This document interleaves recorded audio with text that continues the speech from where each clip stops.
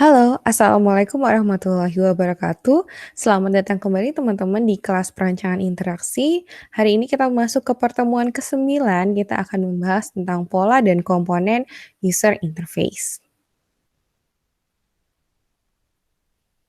Saya share screen dulu.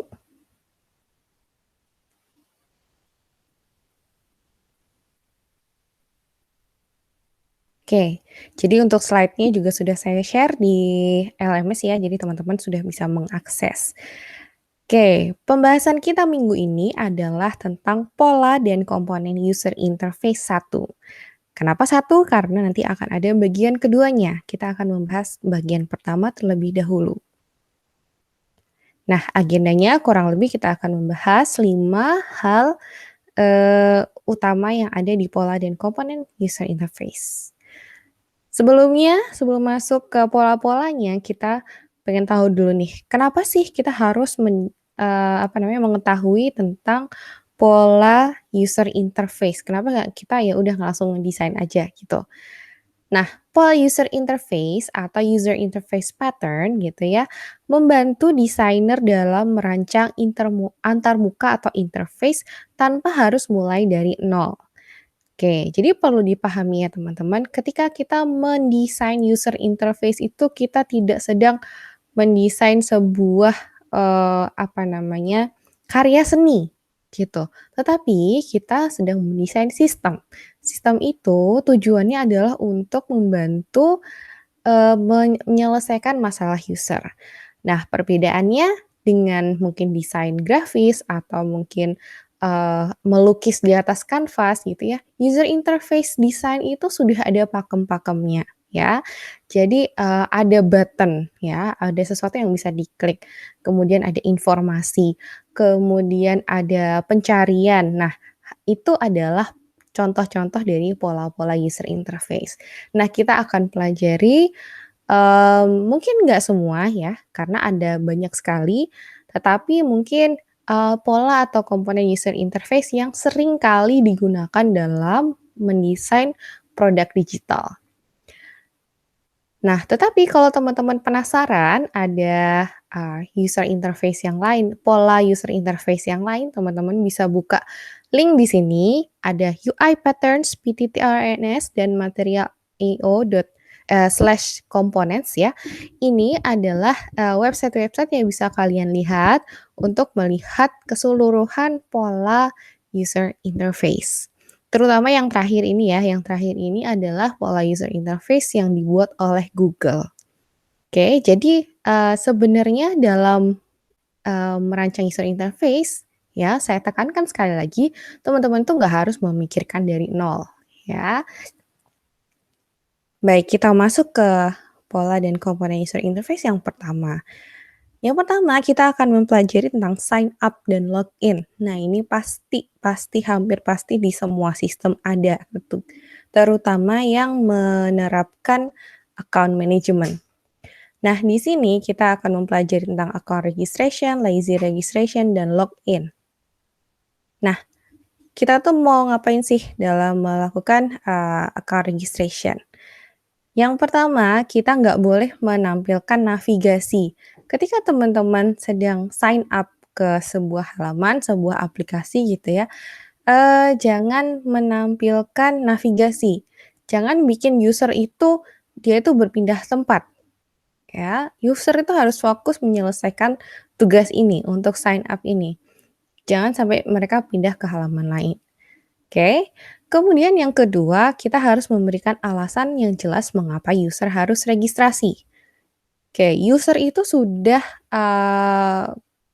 mungkin kepikiran, sudah bersedia untuk mendaftar ke aplikasi yang kalian bikin nih, ya. Jadi kalian itu harus menghargai waktu mereka, dengan memberikan alasan kenapa sih mereka itu harus, registrasi ya, supaya mereka itu teryakinkan. Nah, di sini teman-teman bisa lihat kalau di Instagram dia itu mengatakan, "Sign up to see photos and videos from your friends." Jadi, meyakinkan lagi kalau Anda daftar ke Instagram, kalian bisa lihat foto dan video dari teman-teman Anda. seperti itu. Nah, itu kan bikin ayem gitu ya, dan itu sebenarnya jadi menarik, user untuk melanjutkan aksinya, daripada dia ternyata ngelihat halaman awal terus kayak, "Aduh kenapa sih saya harus sign up atau login?" Gitu ya. Terus, dia akhirnya balik lagi dan tidak menyelesaikan tugasnya. Oke, kemudian yang ketiga dalam, sign up and, registration, kita harus mempermudah proses, ya. Caranya antara lain dengan menggunakan sign up dengan media sosial, itu yang sering-sering digunakan oleh, produk digital zaman sekarang, oke. Karena kita itu, sebagian besar sudah memiliki, sosial media di tempat lain, terutama kayak Facebook, Twitter, atau email di Google gitu ya. Sehingga kita dengan mudah bisa masuk ke, akun kita itu tadi, kemudian bisa disambungkan dengan aplikasi ini, gitu. Karena mereka menggunakan login yang sama dengan login sosial media kita. Oke, kalau seandainya tetapi kita harus tetap menyediakan, isi proses registrasi yang seperti biasa. Nah, ya, untuk proses registrasi yang seperti biasa, usahakan itu sesimpel mungkin, ya. Oke, jangan lupa gunakan validasi form. Misalkan kalian minta, nomor handphone, ya, kem kalian harus ngecek nih, oh kalau misalkan user-nya nggak masukin angka, berarti salah gitu ya. Jangan ditunggu sampai akhir, user itu melakukan kesalahan baru kita beritahu kesalahannya. Kalau bisa seawal mungkin kita memberitahu bahwa, "User kamu itu melakukan kesalahan, tolong diperbaiki dulu," gitu ya. Sebelum dia itu harus berpindah, halaman. Kalau bisa sekalian di sini gitu ya. Jadi seringkali kalian lihat, kalau misalkan di placeholder untuk, nomor handphone itu seringkali tidak menerima karakter lain selain angka, seperti itu. Nah, itu akan jauh mempermudah, user gitu ya, menghindari kesalahan. Kemudian yang keempat, kita bisa memberikan call to action yang jelas. Oke, call to action itu sebenarnya adalah, aksi utama apa yang bisa dilakukan user. Kalau di halaman registrasi, tentu saja aksi utamanya adalah sign up. Oke. Nah ini, si call to action ini dapat dilihat dengan jelas karena dia memiliki warna yang, kontras ya. Dia paling terlihat nih warnanya adalah biru dibandingin dengan, apa namanya, tulisannya yang sebagian besar warnanya abu-abu. Ya, jadi di sini kebetulan ada 2 call to action ya, sign up atau login with Facebook, gitu. Tapi dua-duanya adalah sama-sama call to action. Tetapi ini jarang terjadi ya, teman-teman. Jadi biasanya call to action itu hanya satu, oke. Kalau kita sedang, registrasi berarti sign up, kalau kita ingin masuk ke akun kita berarti login. Kemudian kalau kita sedang mengetik pesan berarti kirim, ya. Nah, itu harus jelas call to action-nya. Kemudian yang terakhir di account registration, kita bisa memberikan alternatif ke login. Ya, jadi ketika mereka user itu membuka halaman registrasi gitu ya, "Oh, saya udah punya kok akunnya." Nah, itu daripada dia back ke Windows sebelumnya, kita sudah punya linknya nih, "Have an account, silahkan login," gitu. Oke. Kemudian yang selanjutnya adalah lazy registration. Ini sebenarnya adalah sebuah praktek di mana teman-teman tidak perlu harus selalu, meminta user untuk login atau sign up sebelum menggunakan sistem, ya. Kalau sebagai contoh, kalau saya masuk ke sebuah e-commerce tapi saya belum daftar, saya belum, apa namanya, login. Nah, itu jangan pernah kalian itu memaksa user itu harus login dulu baru bisa lihat, e-commerce-nya. Karena barangkali memang orang itu hanya pengen lihat-lihat barang terlebih dahulu. Belanjanya mungkin nanti deh, gitu. Kalau misalkan kalian, halangi gitu ya dengan login, itu kemungkinan mereka nggak akan ingin kembali gitu ya. Kalau kalian bisa memperlihatkan isi websitenya terlebih dahulu, mereka bisa pelajari, oke, nanti pada saat mereka ingin membeli, baru mereka registrasi atau login. Jadi jangan pernah khawatir gitu ya, nanti kalau kita nggak sediakan registrasi, user nggak bakalan daftar. Nggak seperti itu, oke? Jadi lebih baik kita mempermudah proses terlebih dahulu. Nah, saat kita meminta user untuk registrasi dan login, kita selalu jelaskan alasan. Apa sih, keuntungan yang mereka dapatkan ketika mereka mendaftar member, seperti itu. Nah, ini, kemudian kita masuk ke halaman login ya, sama dengan registrasi kurang lebih ya, berikan alasan, berikan bantuan isian ya, contohnya apa, kemudian berikan opsi ke forgot password gitu ya. Kemudian berikan opsi dia bisa menyimpan, stay sign in on this device gitu ya. Atau mungkin kalau sekarang, yang halaman mobile itu biasanya sebagian besar, bisa terkoneksi ke ini ya, misalkan, eee, OS bawaannya dan itu bisa menyimpan handphone apa namanya, informasi login, seperti itu. Kemudian yang terakhir juga, berikan call to action yang jelas, sama seperti yang tadi ya. Oke, kita masuk ke bagian yang kedua, yaitu formulir. Oke, formulir ini sering banyak banget kita temui, ya. Entah itu kita sedang registrasi, kemudian kita sedang check out di e-commerce, kita akan menemukan, formulir. Nah, seperti apa sih formulir yang, eee, baik gitu? Yang pertama, kita harus mensejajarkan isian. Oke, ini kalau kalian lihat formulirnya dia lurus gitu ya, kontennya nggak ada yang, tidak sesuai gitu ya, yang satu jauh ke sini, yang satu jauh ke sana, tapi dia lurus, sejajar. Dia punya alignment yang bagus.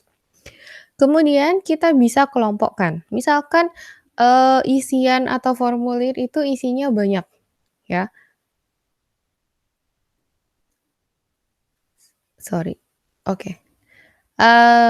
Kemudian untuk mempermudah user itu scanning ya, atau melihat-lihat, kita bisa mengelompokkan isian dan memberikan judul, "Oh yang ini personal information, ini contact information, ini apa, interest." Kemudian nanti kalian ada lagi misalkan payment information.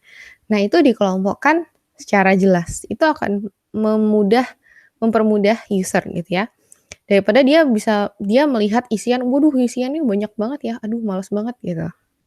Oke, kemudian kita harus bisa menunjukkan isian yang wajib dengan isian yang opsional, ya. Seperti biasa kalau wajib biasanya diberi tanda bintang dan tanda bintangnya yang warna merah. Kemudian kalau opsional kita sebenarnya di sebelahnya gitu ya, bisa kasih tulisan optional. Kemudian yang kelima, call to action-nya harus jelas ya, proceed to payment misalkan seperti itu. Dan, yang keenam, gunakan validasi form seperti yang tadi saya jelaskan ya.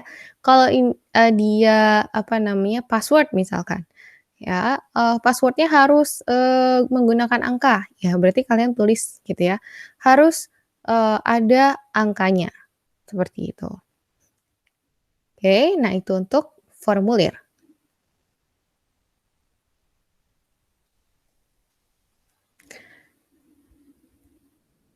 Baik, untuk selanjutnya kita akan membahas tentang search atau pencarian. Di dalam search ini kita, sebenarnya ada beberapa bagian yaitu antara lain autocomplete, forgiving format, filter, dan sortir. Autocomplete, ya. Kenapa kita membutuhkan autocomplete? Karena seringkali user itu tidak bisa mengingat 100% keyword yang mau dia cari. Sehingga kita bisa bantu user untuk mengingat keyword yang akan dia cari. Nah, ini seringkali kita membutuhkan, teknologi yang sedikit canggih gitu ya, menggunakan AI atau machine learning gitu ya, supaya bisa mempelajari pola-pola yang diketikkan user.